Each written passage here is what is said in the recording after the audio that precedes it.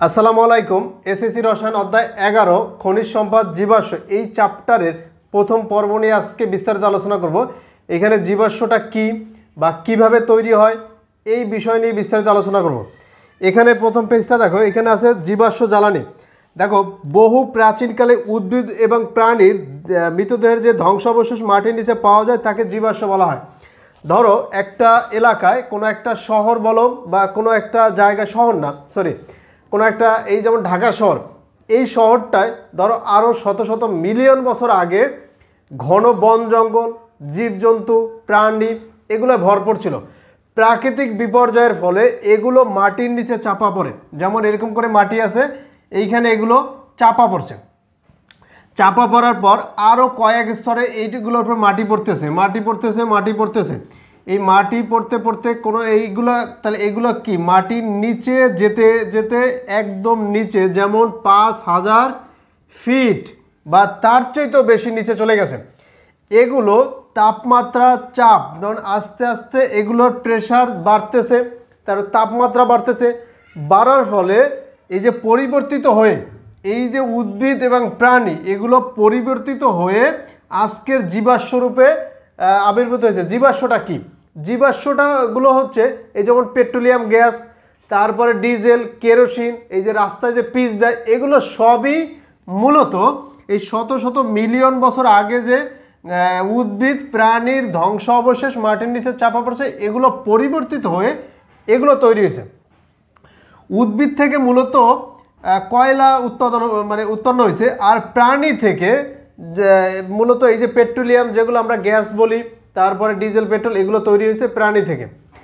এখন দেখো এগুলো, তাহলে এগুলো শুধু যে গাছপালা এইভাবে হয়েছে তা নয়, বিভিন্ন জলাভূমিতে কিন্তু ফাইটোপ্লাঙ্কটন, জুওপ্লাঙ্কটন, ফাইটোপ্লাঙ্কটন মানে উদ্ভিদ কণা, জুওপ্লাঙ্কটন মানে হচ্ছে প্রাণী কণা, এগুলো বিভিন্ন জলাশয়ে ছিল। তাহলে প্রাকৃতিক বিপর্যয়ের ফলে এগুলো মাটির নিচে চাপা পড়ছে। তা মূলত ঘুরে ফিরে এই উদ্ভিদ এবং প্রাণীর ধ্বংস অবশেষ থেকেই মূলত আজকের পেট্রোলিয়াম পদার্থ তৈরি হয়েছে। এগুলো খনি রূপে পাওয়া যায়। যেমন কোনো একটা জায়গায় যদি দেখে যে নিচে এই যে পেট্রোলিয়াম পদার্থ আছে, তো এখান থেকে যদি খনন করা হয়, যেমন 5000 ফিট বা তার চাইতেও বেশি নিচে গিয়ে এগুলো পাওয়া যায়। তাহলে এটা যখন খনন করা হয়, যখন এটার সাথে উপরে গ্যাসটা থাকে, সেই গ্যাসটা কিন্তু চাপের ফলে লিকুইড আকারে আছে, বাট গ্যাস ধরো সিলিন্ডারের ভিতরে, এখন সিলিন্ডারের ভিতরে গ্যাস আছে, এটা লিকুইড আকারে আছে। বা বাসা বাড়িতে ওই যে দিয়াশলাই যে গ্যাসগুলো আমরা ক্রয় করি 15 টাকা, 20 টাকা, 25 টাকা, সেখানে কিন্তু এই পেট্রোলিয়াম গ্যাস থাকে। তো এগুলো যখন তুমি চাপ দিবা, এটা কিন্তু প্রেশারটা মানে কমানোর জন্য বাইরে চলে আসবে।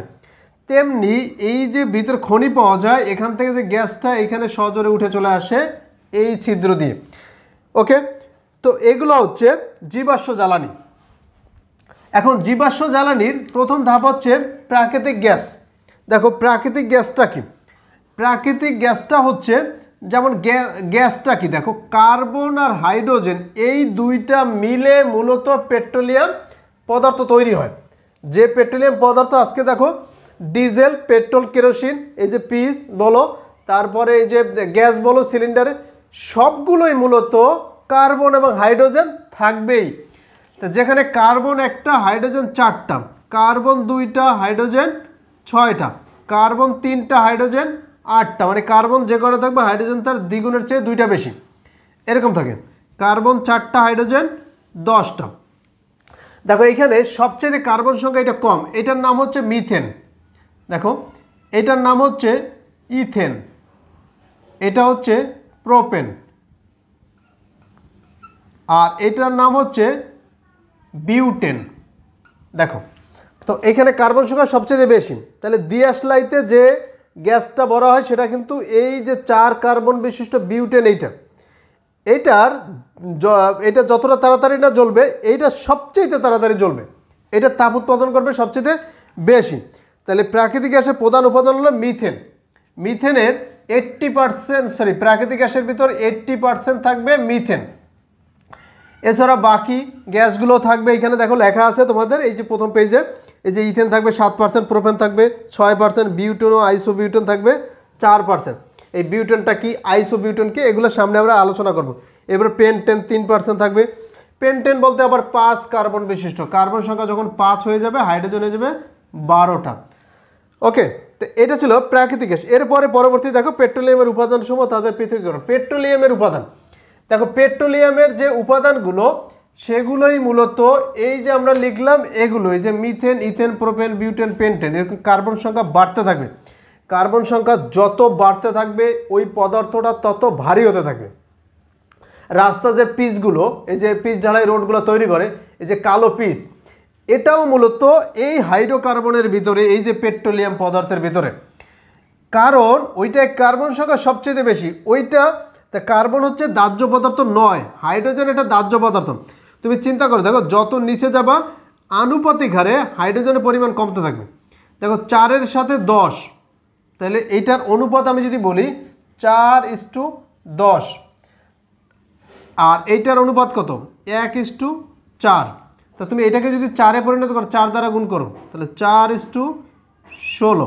তা তুমি চিন্তা করো, তো 4-এর 4টা কার্বনের সাথে 10টা হাইড্রোজেন, আর এখানে বোঝায় 4টা কার্বনের সাথে 16টা হাইড্রোজেন, তাহলে হাইড্রোজেনের পরিমাণ বেশি, এটা দাহ্য পদার্থ বেশি।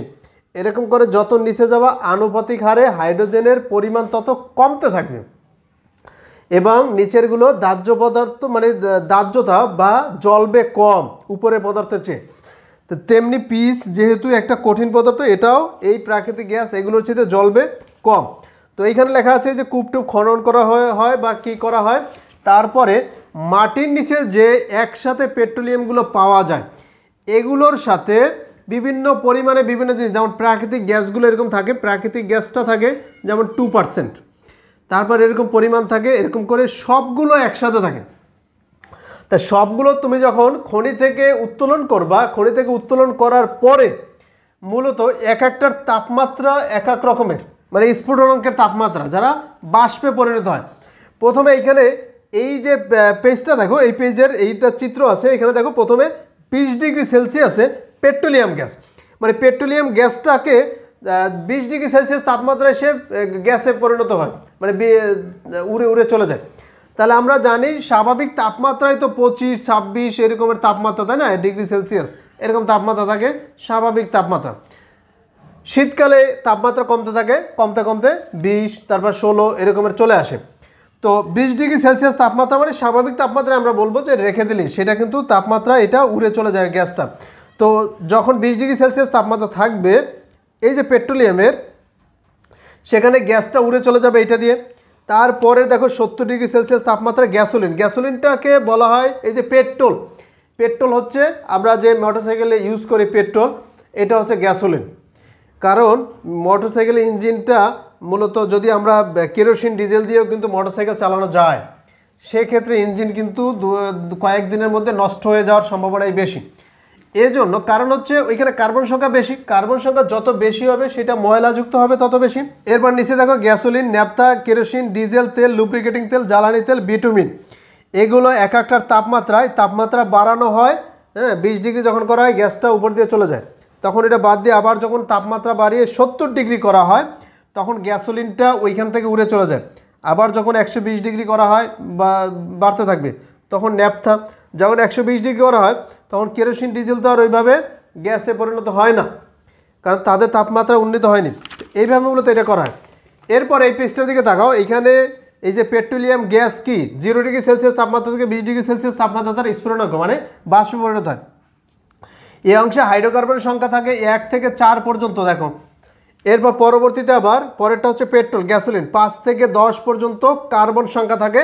কারণ এই যে পেট্রোল হচ্ছে পেট্রোলিয়াম গ্যাসের চেয়ে একটু ভারী, গ্যাস তো গ্যাসই, আর পেট্রোল তো লিকুইড, তাহলে সেখানে কার্বন সংখ্যা পরিমাণ থাকে বেশি। এরপর হচ্ছে ন্যাপথা, যেখানে 7 থেকে 14 পর্যন্ত কার্বন সংখ্যা থাকবে।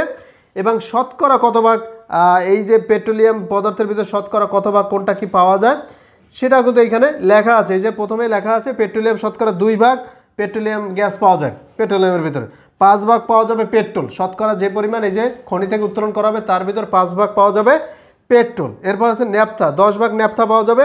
কেরোসিন 13 ভাগ পাওয়া যাবে কেরোসিন। দেখো কেরোসিন আর ডিজেল অনেকে এটা এক করে ফেলেন না, কেরোসিন একটু হালকা পদার্থ, কারণ কেরোসিন জলে বেশি, আর ডিজেলটা মূলত জলে কম, কারণ এখানে কার্বন সংখ্যা বেশি থাকে।